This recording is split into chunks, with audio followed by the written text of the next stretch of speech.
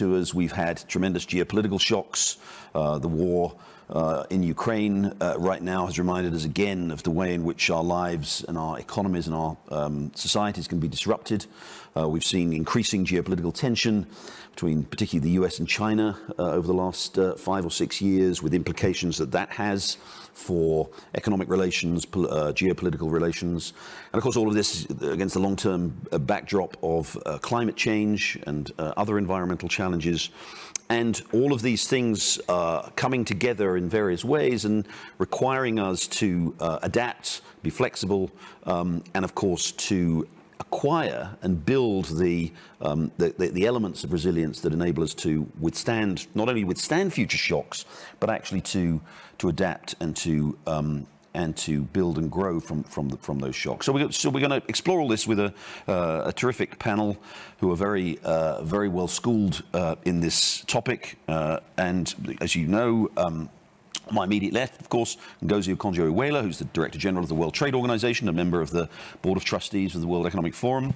To her left, Bob Sternfels, Global Managing Partner at McKinsey. And McKinsey have just written a report, which many of you may have seen on this very topic, and I'm going to ask Bob to talk through some of the elements of that.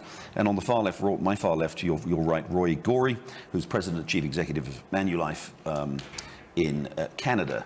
So thank you again for joining us. Let's get straight into it. I'm going to ask, if I may, a sort of methodological question. I'm going to ask you all, if you would, to define what we mean by resilience in this context. Again, I think we all understand the meaning of human resilience, but what does it mean in terms of the various walks of life that you're in, but also in terms of what it means for how societies and companies can actually, how they have to deal with shocks, and what it means to become to build resilience within an organization. Ngozi, if I could start with you, what's your understanding of what resilience means? Well, thank you. Let me make a couple of points. I think that it's very right to start by asking, what does resilience mean? But you have to think about resilience in the context of the world we live in now. We're in a world of simultaneous crises, all happening at once. A global health crisis, a food security crisis, an international security crisis, the climate crisis. So what does resilience mean at this time? Surely, if you look at all these crises, you see they share one thing in common, which is that they're kind of problems of the global commons, meaning that no one country alone can solve the problem. So to me, if that's the case, resilience means it's not that we all have to survive together and sustain together. And to do that, you cannot have resilience unless you have global solidarity. And that has a lot of implications. Maybe we'll come to them, but one of them surely is, if resilience for all of us needs global solidarity, then how do you finance that resilience? Who pays when you have global public bads? So that's what it's: survival together, it's supporting each other, it's financing together, it's recognizing that my resilience cannot happen unless your resilience also happens. Bob Sternfels, again, as I say, McKinsey's just authored a report on this, and I should also say the World Economic Forum has launched the Resilience Consortium with McKinsey, and Bob, I know you're very much part of that, and I think many of you probably here in the audience are too. Bob, Ngozi's given us a very important sort of global perspective on on resilience and how to achieve it. What, from your perspective, and particularly with the experience of this report that you've done, how would you define what we're talking about? Yeah, well, I'd love to jump in. It's also great to be here, great to see everybody. We are very excited to be a founding member, both in terms of the Resilience Consortium with the World Economic Forum, and also to co-publish the paper that you mentioned, which hopefully is a start to accelerate conversation on this important topic. As I wade into it, I guess the part I would build on, Ngozi, that you talked about is the imperative for this, even before you get to definition. And one of the things that I think is both concern and hope as we deal with several of these crises at a rate that we've never had before is, how do we avoid what I'd call an or-based conversation and embrace an and-based conversation. So many of the debates over the last couple of days have framed, do we need to trade growth to solve inflation? Because of the geopolitical crises, does this put climate transition commitments on hold? If we really want to be inclusive, how many GDP points come off global growth? And those are all or. One of the things that I get so excited about with resiliency is, can it allow us to lean into and-based solutions? Can we have growth that's inclusive? Can we actually think about climate transitions while companies continue to thrive? And can we think about a world that, when we make the climate transitions, is not regressive to the vast majority of people who live on this earth? And so I think the imperative for me is this: it allows us to lean into and, as opposed to default to or. If you then kind of push me on the definition part, because I think it's a great place to start, I would build on this interdependence notion and push us to define a very broad, and maybe it's multiple lenses to resilience. I think there clearly is a resilience lens that is organizational. Whether that organization is public, private, how do I define and manage resiliency in the entity that I lead? One lens. I think there's another lens, which is the interdependencies around value chains.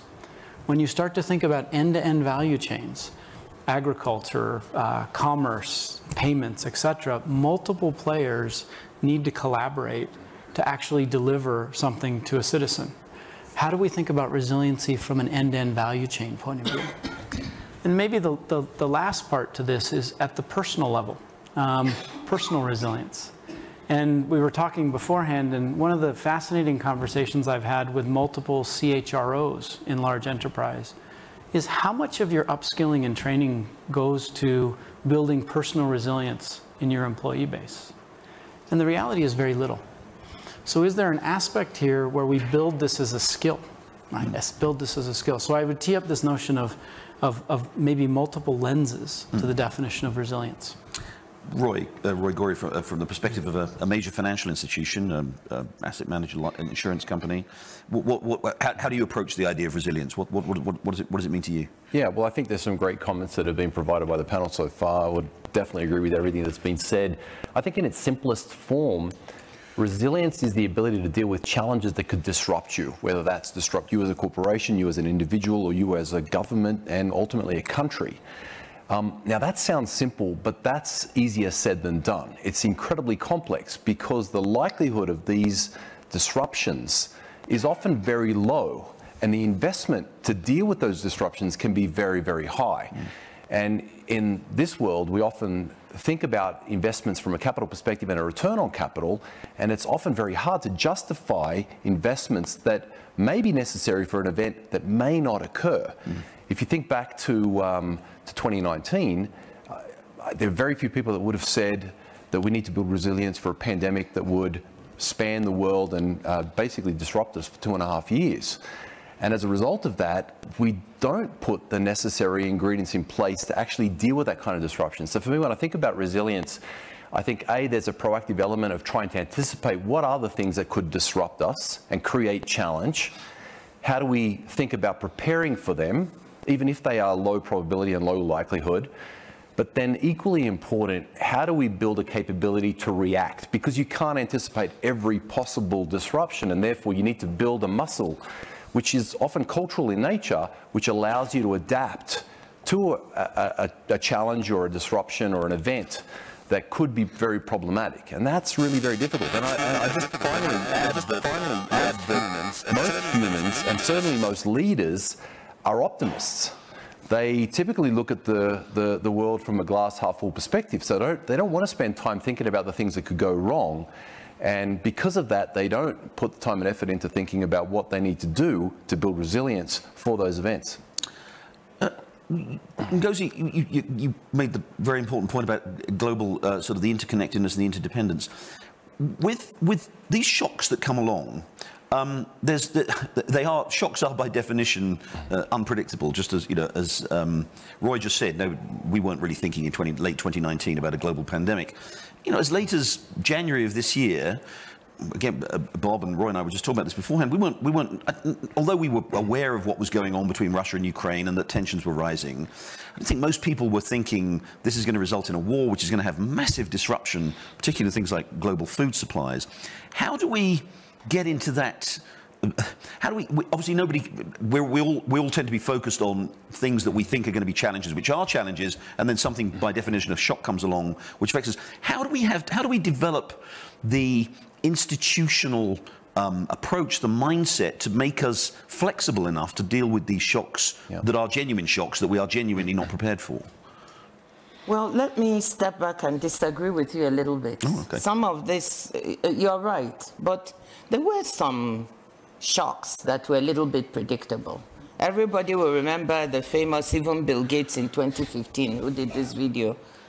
Scientists, we have to listen to science. They've been warning us of some of these things, because if we are destroying our environment, the interaction between animal, environment, human is really heavy, and that there will be consequences, including potential for pandemics. But because, as Roy said, the policymakers and politicians, their mind frame is short term.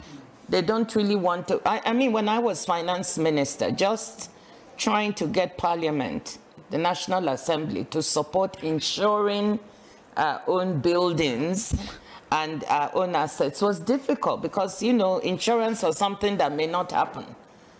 It's not something so obvious when you have immediate needs of villagers who need to be financed for this or that. So we did get some, but we didn't prepare. So that's the first point, and I'll come back to that. But to your mind, the institutions. Remember, you know, the world built up a set of multilateral institutions post-World War II, which the whole rationale was to solidify international interdependence and solidarity, and have these multilateral institutions and organizations that would help us solve these problems. But the point is, and they are needed, so we shouldn't draw the conclusion from what is happening, which is what some people are doing, that now multilateralism doesn't work, we don't, you know, we need to forge our own ways, we break into blocks. The point is that it hasn't kept up with 21st century challenges. So the institutions we need, we've not made them fit for purpose. So we ought to be looking at issues of the global commons, which is what we're struggling with now, saying, are institutions fit to detect this, to prepare for it, to have the financing base necessary to help solve that problem? So I think we have the institutions. We just have not reformed them to be able to deal with these issues. And my institution, the WTO, is one that I think needs to be brought up and made fit for purpose. It's terribly important, has a huge agenda, but it needs to reform. So to end, I think, yes, we have the institutions, but we've lost the feeling of global solidarity. If you don't have that, then you cannot even make these institutions work the way that they should. So how do we regain that global solidarity? Why is it all right that we say we are in it together, and developed countries are prepared to spend up to 26% of GDP sometimes in fiscal stimulus and monetary easing to help the economy to recover, which is appropriate? $14 trillion. But I was on a high-level panel with the senior minister of Singapore and with Larry Summers on preparedness for pandemics. And we're recommending $75 billion over 5 years that the world should put aside with a fund for $10 billion a year to, and it's difficult to get there. How do you spend 14 trillion, but you can't find 75 billion? It's the old phrase that an ounce of prevention is worth a pound of cure. How is it that for financing climate change, we can't find 100 billion we've been promising the developing countries for years? You know, it defies belief. Bob, companies, I think, tend to see, understandably, rightly, a lot of the processes necessary to build resilience as costs. They are a lot of it. Take for example the disruptions we've seen to the global supply chain. You know, in the last couple of years because of the pandemic. The way to build resilience against that is to have alternatives, but which involves building in a degree of redundancy, presumably a degree of latency.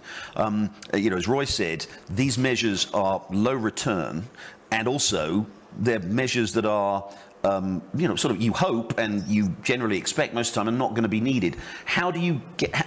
So how do companies, you know, how does a CEO or the CFO of a company approach that? Manage to find ways in which building that resilience is not just simply this sort of dead weight cost that you have to build into an organization to protect yourself.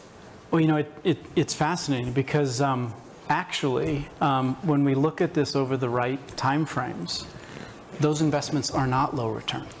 Right? And I think this is the big understanding that we need to make. And, you know, I'm from McKinsey, so if I didn't bring some data, you know, folks would be a little miffed. And we did some work with our McKinsey Global Institute looking at two lenses, one at a global lens and then at a company lens. And at a global lens, the cost of not getting resilience right over the course of this decade could be anywhere between 1 to 5 percentage points of GDP growth, right? That is massively material. That is not a non-return investment, right, in aggregate for the world. It's a massive return for investment if we think about the impact between 1 to 5% of GDP growth. We then broke it down at a company level against a standard framework. And if you look at the resiliency report, very much along your lines, Roy, we looked at companies across 3 simple components of resiliency. How well did they prepare? How well did they invest in perceiving? And how well did they invest in propelling? Massive reallocation of resource and then using some of the countermeasures to create strategic advantage. Those are the kind of the 3 things, right? Prepare, perceive, propel. And we looked at companies going through the 08-09 financial crisis and followed them all the way through that business cycle. And what you found was companies that were better on these resiliency scores performed 20% better in terms of total shareholder returns than companies that weren't. There was a real return. We then started tracking this since the beginning of the pandemic, start January 2020 till now. And I realized we're not through that business cycle yet, but let's monitor the data as we go. Companies that are more resilient now, that 20% number escalates to 50%. 50% greater total shareholder returns than companies that aren't resilient. So there is an economic case to this that I think we need to make more transparent using the right definitions and the right timeframes. Roy, both Bob and Ngozi have talked about the importance of a long-term perspective. Yeah. As a financial institution, which a life insurer, asset manager, you do have the ability to do that. How is it, to take to Bob's point from that very interesting study about the long-term returns from building resilience? How does that affect you, the way you approach? We've all got used to ESG, the importance of ESG in investing. To what extent does this play into your investing considerations too? In a very big way. And actually, just to punctuate Bob's point, actually an interesting statistic that really drives home for me the fact that resilience isn't being prioritized enough is that if you look at the Fortune 500 today, there are only 52 companies in the Fortune 500 that actually were in the Fortune 500 in 1955. So for me, that's a great proof point that this is not an area of focus for organizations, and there are a lot of reasons for that, as we've discussed. Specifically for our industry, we are quite unique in that people buy products for us that they don't expect to have us deliver or fulfill on for 20, 30, 40, even 50 years' time. We've operated for 160 years, and that is our strength. Our strength is that people trust us to be there 50 years from now to help support them in a difficult time. So they give us their money and we invest. And with that horizon in mind, we can invest with a framework of not just delivering results for the next quarter or the next year, but we can think about things from a 20, 30, 40, 50-year time horizon perspective. And I think that really is quite unique. And I think that does aid to the ability to create capital for resilience and for the importance of longevity. So we're investing very heavily in climate, we're investing in timberland, farmland. In fact, we've planted more than 1.2 1.25 billion trees in the last 3 decades. Now, if you looked at timberland, for example, as an investment asset class, just in a 1 or 2 year time horizon, you wouldn't go anywhere near it. But if you think about that as an asset class with a 30-year time horizon, it's a phenomenal asset class. And when timber prices aren't great, you just don't touch it. You leave it, and it grows, which makes it more valuable when prices are appropriate. So we do that in a very sustainable way. We replant, and again, as a result of that, we have more than 2 billion trees that we support. But I think to your point, I think our industry can play a key role. I think we can partner with government. I think we need to bring to the fore the importance of thinking about things from a longer term horizon perspective, because I think, as Ngozi mentioned earlier, we're all very short-term oriented, and that's something we need to change. In addition to being an insurance company, we're also an asset manager. We have more than $700 billion worth of assets under management that we manage for third parties, for customers. And there, I think we need to do a better job as an industry. And I think the better job includes providing asset classes for consumers such that they can choose where they want to make their investments and when they can focus on resilience as an asset class and a priority area. For example, food scarcity. So I think we, as an asset management industry, haven't done a good enough job in providing customers with options. We're doing a better job on climate change now, maybe too late, but there are a whole lot of other asset classes that we need to provide as an option for consumers to make the investments that are necessary so that they can actually deliver in the long run. Go ahead, Ngozi. Yeah, I just wanted to pick up on something that you and Bob alluded to. It's the issue of supply chains. And you know, so resilience in supply chains is now, there's a risk of it being defined as friend-shoring, secure trade, and reshoring, and well, reshoring, nearshoring, friend-shoring, just in time, just in case, all the words. But what I want to say is the point I made. In our quest for resilience, we have to be very careful not to throw out the baby with the bathwater, and to be careful what we are defining. Now, some people are saying resiliency of supply chains does not mean that you reshore or you friend-shore. I'll come back to friend-shoring. When you reshore, and I think businesses, when I talk to them, they're not thinking the way policymakers are thinking. So reshoring, bringing everything as much as you can back home or next door is risky. Because if you concentrate all of those things there, if there's some event that happens, then you risk losing all. And in this era of climate change, we cannot predict what things. So we have to be careful. Will there be some reshoring and nearshoring? Yes, but we should be careful it doesn't become the objective we pursue in terms of our public policy. Now, when I talk to businesses, they talk about diversifying risks in their supply chain. They don't really use all these reshoring and friend-shoring words. And that's fine. If you want to diversify, deconcentrate your supply chain, I think that's a good thing, because we've all seen the vulnerability in having them concentrated in certain places. And what I would love to see is businesses using this to involve those who have been marginalized or not brought into the global value chain in. So if you want to diversify your risk, why can't you look for another emerging market or developing country with the right environment and put your manufacturing there? That would be a way of re-globalizing the world, not deglobalizing it. And so that's, but if we do the other thing, we shouldn't be subsidizing so much and saying we're friend-shoring for us to locate industry in places that may not be the most competitive. So I just want to point to that let's let businesses make their decisions. If we want to interfere a little bit because we want some certainty on semiconductors and all that, okay, but let not that become the main policy. Yeah, Bob, sorry. Sorry, just maybe one, because I'm very passionate on this one too, and I think to the upside potential of these. We've been thinking about these a lot as defensive maneuvers, but if you thought about supply chain, to your point, and you thought about actually creating networks of supply chain as opposed to single point accountability supply chain, And when you then look from an private enterprise point of view, the massive set of ancillary SMEs that grow around decisions around supply chains as networks, it starts to drive growth that's inclusive. And I actually think that then becomes a catalyst not only for more resilience, because now we have networks of supply chains around the world, but it also drives SME growth and more participation, the next set of innovations. And growth of women-owned enterprises. Well, and where I was going to just maybe one more push on this, because you can see we're getting excited, is I think we could think about both physical and virtual supply chains in this. And now let's link a crisis with an opportunity. So the pandemic helped all of us in large global enterprise rethink how work can get done.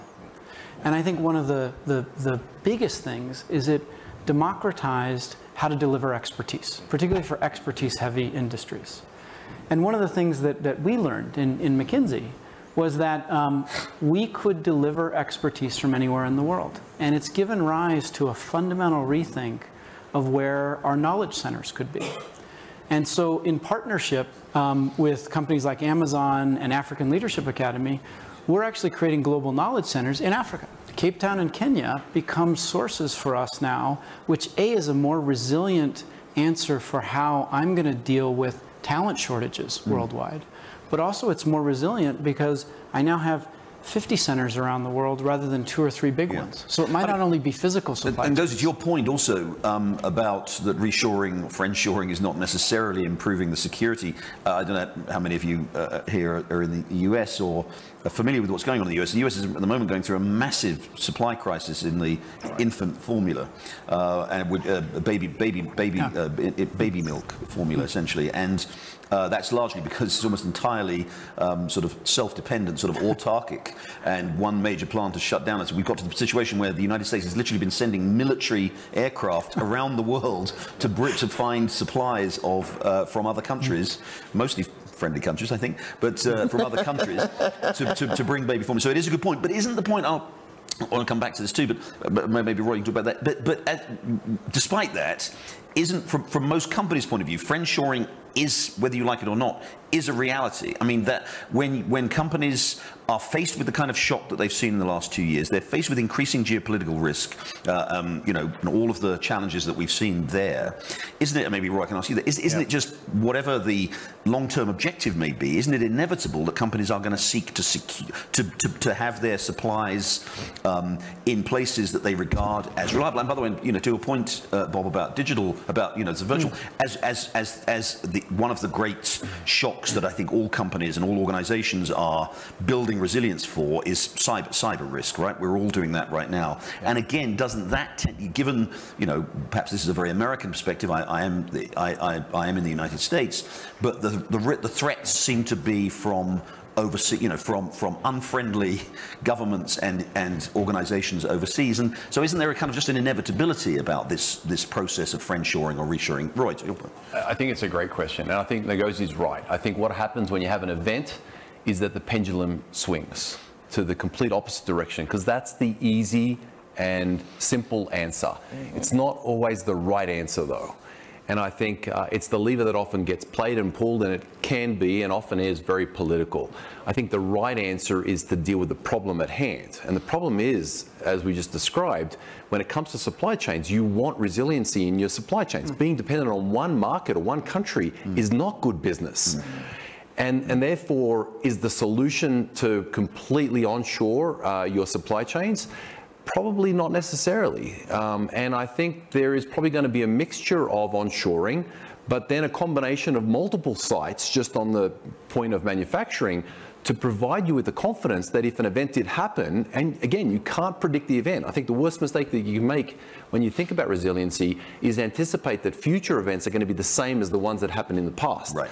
So I think there is a pendulum shift. I think there's a huge recency bias that dictates the often easy solution, which isn't necessarily the right one. And I think leaders need to think a bit more thoughtfully about this and come up with the game plan that actually goes to the heart of the issue. And often that is providing diversification, and just on the supply chain point, diversification that allows them to navigate not just a crisis of an event like we've just experienced, but all different types of crises that could possibly come up. The biggest issue for us is that we look at the future through the lens of the past, right, and that's not the best lens. I want to talk about that. I want a couple more questions from me, and then please questions from the audience. Bob, I wanted to close out the friend shoring, because I actually might push us that the term itself is a loaded term, because the term implies friends and not friends. Yeah. As opposed to how do we think about more resilient supply chains? And if we move past that and we could underpin and with the WTO and others, establish some sense of standards and trust to facilitate trade. Right? You move past is it friendshoring or not, and more about can I look at long-term trends around talent markets, around technology, around energy. And I think it then leads you to fascinating things. I was in Monterrey, Mexico in our office last week. Northern Mexico is booming. Right? It's absolutely booming, not for the reason of is that a friend, but when you look at the technical talent in northern Mexico for high-end manufacturing, the labor costs, the supply chain, it makes sense for a large chunk of North America. But the term is a loaded term, and I think it leads us to the wrong types of decisions framed that way. To Roy's point, Bob, I do want to ask you the sort of the danger of recency. I mean, there's an old expression, of course, that armies always fight the last war. We all know that. Everybody knows it. Everybody knows that the next war is not going to be like the last war. We all know it. We all supposedly prepare for it. But sure enough, the next war comes along and we think we're fighting the last one. How do you, obviously without knowing what the next, forgive the martial language, but what measures do you put in place? How do you prepare an organization to not to fight the last war, not to address the shock that you just dealt with, but to have the flexibility to deal with whatever, the shock, whatever it may be? I mean, what are the specific things we were just talking beforehand about? Is this being taught in business schools? Is this being taught is this part of the process of learning that companies put their employees through? What can we do to address that? Bob, I'll start with you. Well, I'd love to weigh in, and I think it starts with, rather than a mindset of how can I identify every potential future shock, which is a discrete view of the world.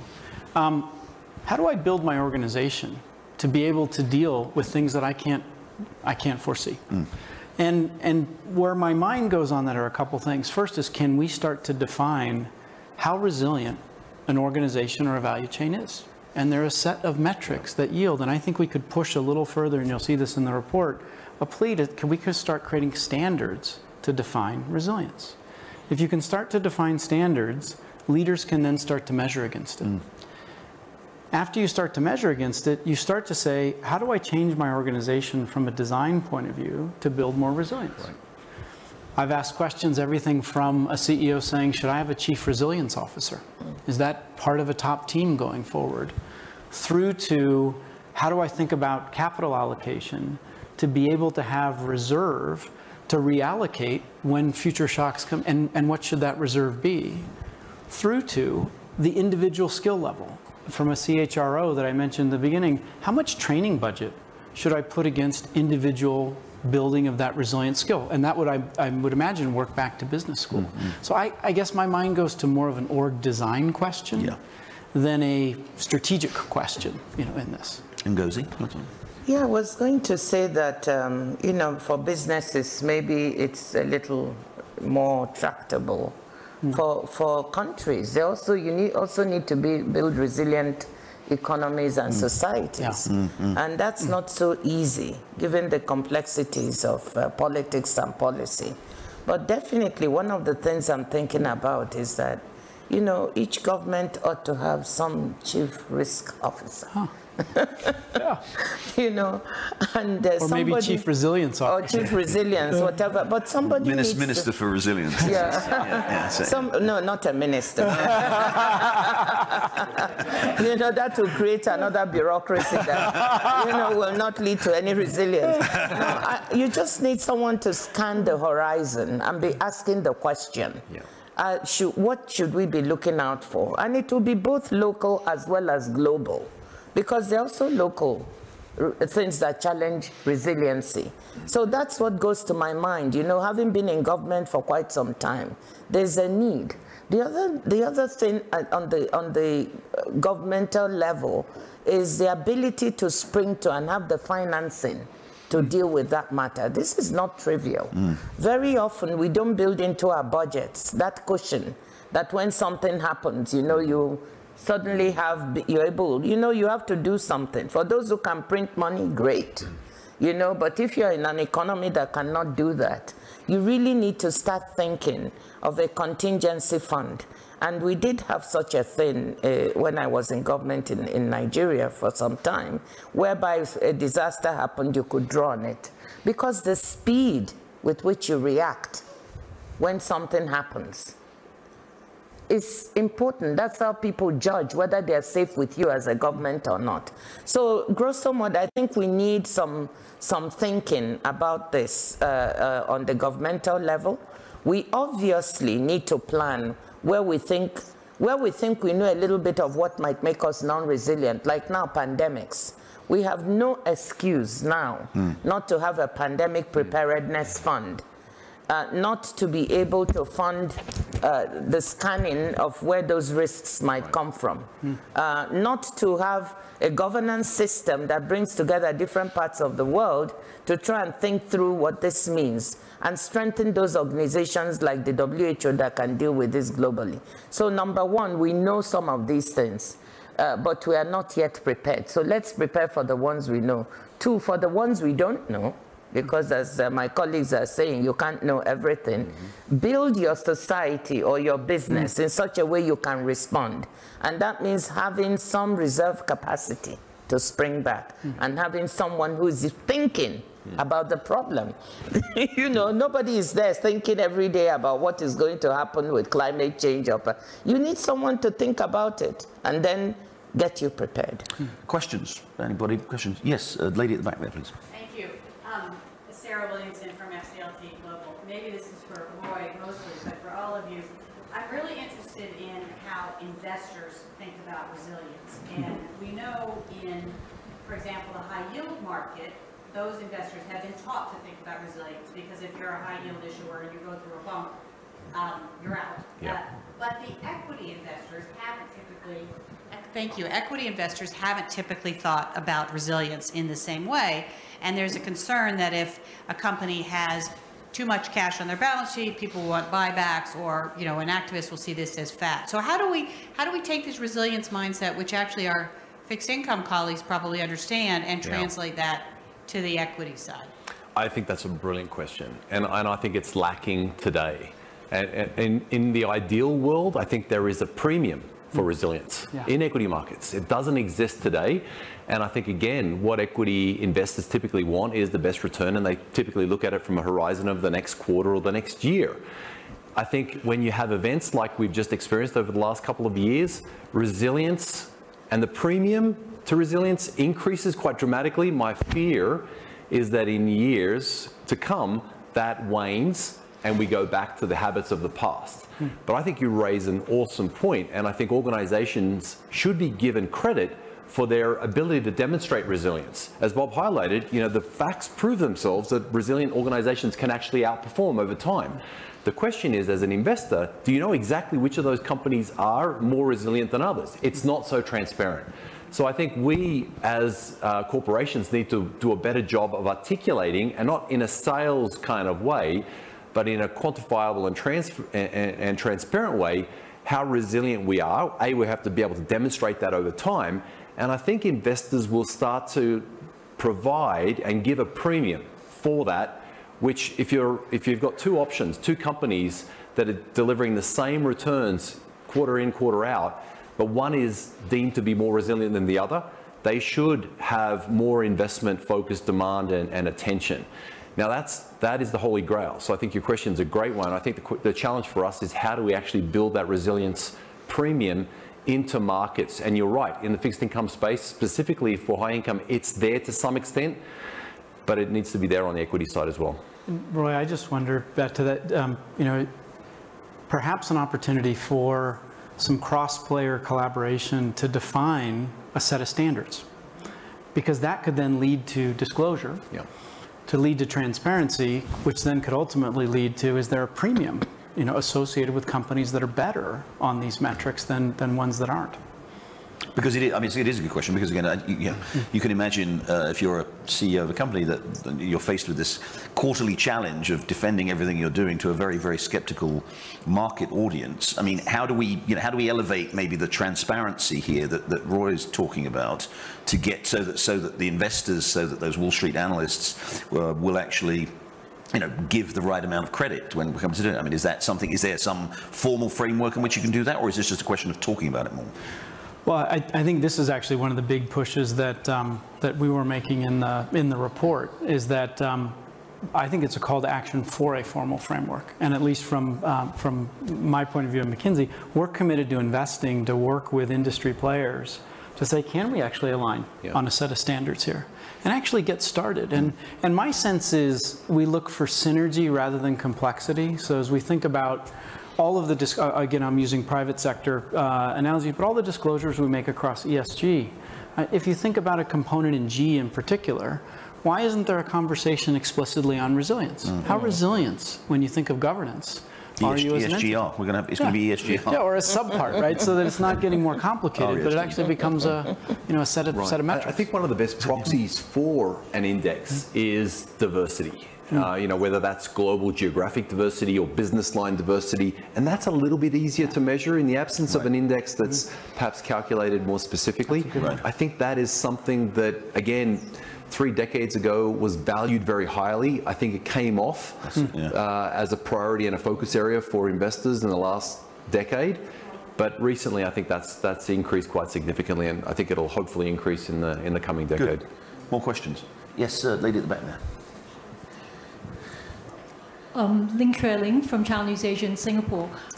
You said that there was a metric perhaps that we could use, that we could develop for measuring perhaps people in public office. Well, may I suggest that one of them would be whether or not you carried your little sister for 3 miles because she was sick with malaria to a doctor, and if you can tick on that box, then perhaps you are a resilient public figure. That's something that Madame Ngozi has done, so just a suggestion. But more seriously, Madame Ngozi, the question for you is, you said that we've lost the feeling of global solidarity. Well, perhaps being a cynical journalist, I would say perhaps we never had the feeling of solidarity. And that when we talk about resilience, we really talk about resilience only for your own company, your own family, your own country, and nothing more than that. And that a very good example also is that we tend to look at things, you say, you shouldn't break into blocks. Well, RCEP is now the biggest trading bloc in the world. It is not related to WTO. So we are already building things, and we are building things not necessarily in global solidarity and only really for the resilience of certain parts of the world. But shouldn't we just embrace that reality rather than deluding ourselves that we're such a happy family? Well, the answer is no, in short order. So let me tell you why. These institutions and this global solidarity that was put in place was after the world had gone through a series of shocks. The war, the Great Depression, all that. And the world, people saw that this wasn't going to work. So for 75 years, the system that was put in place has delivered. Has it delivered perfectly? The answer is no. Obviously, there are people who have been left, poor people within rich countries and poor countries who've not benefited from this whole system. But grosso modo, it has worked. There haven't been the kinds of wars on a global scale or in the developed countries that we're seeing now. We've had wars in developing countries, which don't, people don't talk about as much. But it's rendered some benefits and lifted more than 1 billion people out of poverty. Trade has been a huge part of that. If you think of what China's GDP was when it tried to join the World Trade Organization in 2001, I think it was 1.6 trillion around that. And today is about 15 trillion compared to the US's 20. Nobody thought that they would grow that fast. And now they do it. It's through trade, open economies, and so on. So it has delivered. The regional trading blocks and bilateral are fine. If you look at the statistics, you see that 75% of world trade still takes place on MFN terms, on WTO terms, and 22% takes place on the terms done by these trades. So I think largely we are still following those WTO terms, but they need to be upgraded. So I would not say it's broken, that we never had it. I think where you're right is that it's eroding. It's eroding rapidly, and we are not thinking of the consequences of this erosion. We are very lazy. It's very easy to talk about blocks and, you know, let's hang together and so on. But the WTO economists have just done some simulations of what would it cost if we broke into, let's just take 2 trading blocks.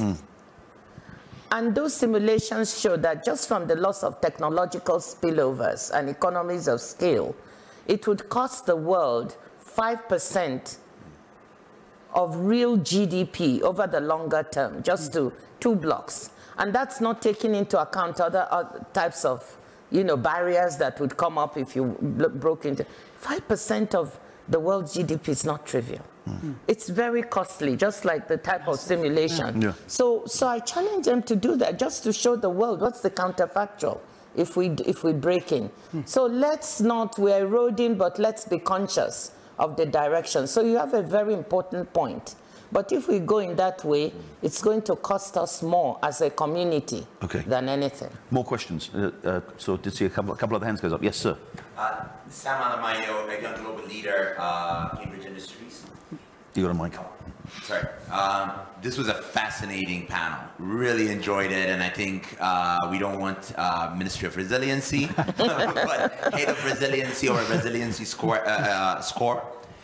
You know, my question is, and I've gotten this image now, resiliency being kind of a shock observer, trying to have almost like a spring that we have in a car.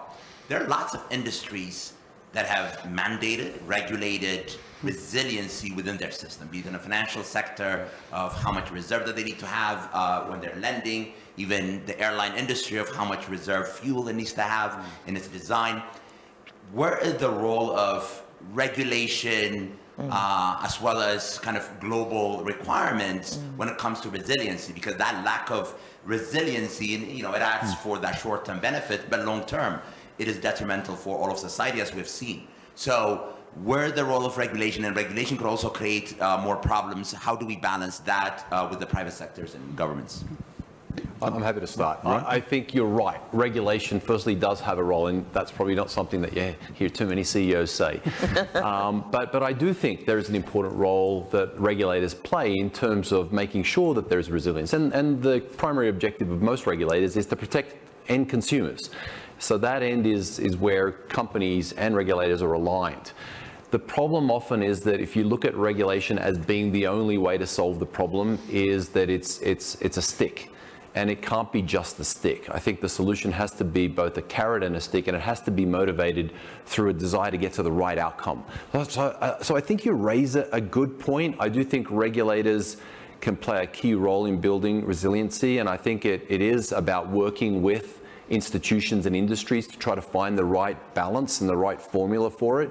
The only challenge I often see with regulation is that it, again, looks through the rearview mirror. Most regulations typically come from looking at the past, and there's not enough forward thinking as it relates to regulation. Bob? Yeah, you know, I'd build, I think there has to be multiple legs in the stool, and I do think regulation has a key role to play. To ensure that as you look cross-industry, minimum standards are complied with. Regulation, as Roy points out, is rarely leading edge. and so I kind of view it as a floor. When you look at multiple stakeholders and you look at how most private enterprise has moved on climate commitments, it's not been through regulation. Right? It's been through other stakeholders. So that's why I think there's some real power in this transparency. How do you get financial markets? How do you get other stakeholders interested in this notion of transparency? So it's multiple. The only other one I'd put is there's also a little bit of implicit of, okay, what does the public sector do and what does the private sector do? And those are two different entities. I wonder if one of the real unlocks for resiliency is actually public-private cooperation, as opposed to thinking about silos between the two. Because these are integrated value chains that play across public and private players. And there's going to have to be, I think, a level of cooperation that we haven't seen before if we really want to get this right. Gozi, I'll give you the last word. Yeah, just I agree with everything that Bob and Roy have said. Just thinking that there are a couple of layers. You know, you were very right. You know, you have these built-in, you can call them resiliencies in various industries, if you want to use that word. But it's in the self-interest of the private sector or a company to be resilient. They ought to want it. So I'm thinking at one level, you know, self-regulation. You know, if like industries get together and see what they need to do to be resilient, because it's in their interest. That's one layer. The other layer, as you say, is government. And government has an interest because people are invested in these companies and they want to make sure they're doing the right thing. But you need something to regulate against. Yep. So this issue of disclosure and standards, I very much want to agree. That's the way we need to think about it. Ladies and gentlemen, I think we've all become a little more resilient in the course of the last hour. With or without a Ministry of Resilience, we've demonstrated we don't need that or perhaps regulation either. But I want to thank you all very much indeed for coming, and especially please thank our panel. Thank you guys.